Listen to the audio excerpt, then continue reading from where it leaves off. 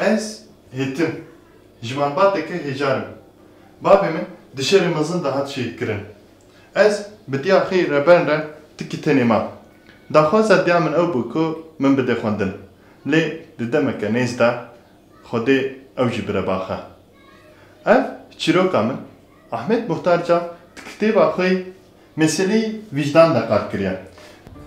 Ahmet Muhtar Cav sala 1989 de li Helepçeyê ji dayîk dibe. Ji malbateke dewlemend û xwendeyê. Bi van derfetan di nav karên dewletê de jî digire. Salekê Kaymakamtiya Helepçeyê dike. Piştî wê di Meclîsa Iraqê de weke parlament cî digire. Vê pêwîra heta sala 1935 didomîne. Di heman salê de bi awayekî nediyar tê kuştin. Ahmet Muhtar Cav her çiqas bi helbestên xwe bê nasîn jî ew di wêjeya Kurdî de bi kitêba xwe meseleyê vicdan cîkekê girîng digire.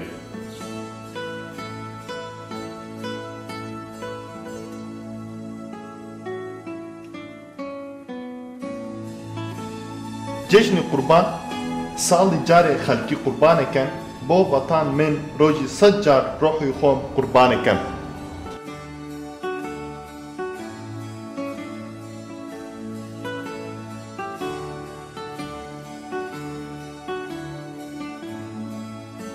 Ez dixwazim bersiva got derwêş dayê Zorap Efendî rasterast jwere bixwênim.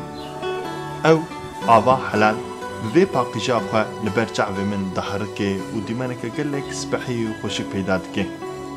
Ew jî bi qudrata senatekî ye ku ji hemî alemê bilindtir e û di encama baranê de peyda bûye. Temaşekirina vê semayê bê emsal gelek ji sêra odaya te xweşiktir e. Çünkü ihtimal dema ku tu li odaya xwe dinerî û hinek tiştê de dibînî ku aîdê hinek kendine û di encama zulmê de te destxistine, ihtimale vicdanê te di nav ezab de bê. Lê dema ku ez li vê senayê bê emsal dinerim ku mafê tu kesî tê de tune, vicdanê min gelek müsterîh û ez gelek jê keyf werdigerim. Ku ez li wan hebûnan dinerim û çend ava jîndar tê de hatin afirandin. Vêca ji ber vê ez nikarim bêm mala we.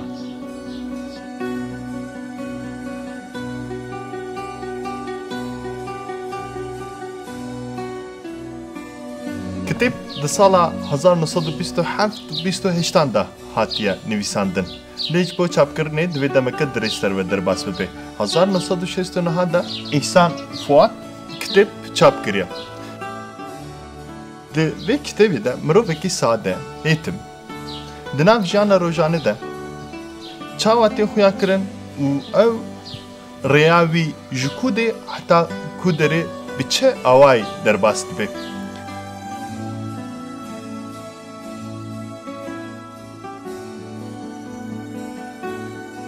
Em dikarin kitabê weke nowelekê yan ku çîroka dirêj minan bikin.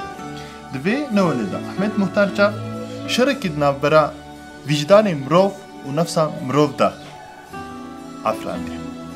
Kakilê çîrokê li ser vî şerî hatiye honandin. Hêtim piştî dike emrekê derdikeve nav jiyan. Di jiyanê de li hemberî gelek qirêjiya, durûtiya û sextekariya tê. Her tim vê pirsê dike. Dibêje ê baş e meseleyê vicdan çi ye? Dibêjin hêtim tenkê xwe neke. Hêtim hêdî di nava jiyanê de qirêj dikire û vicdanê wî têk diçe.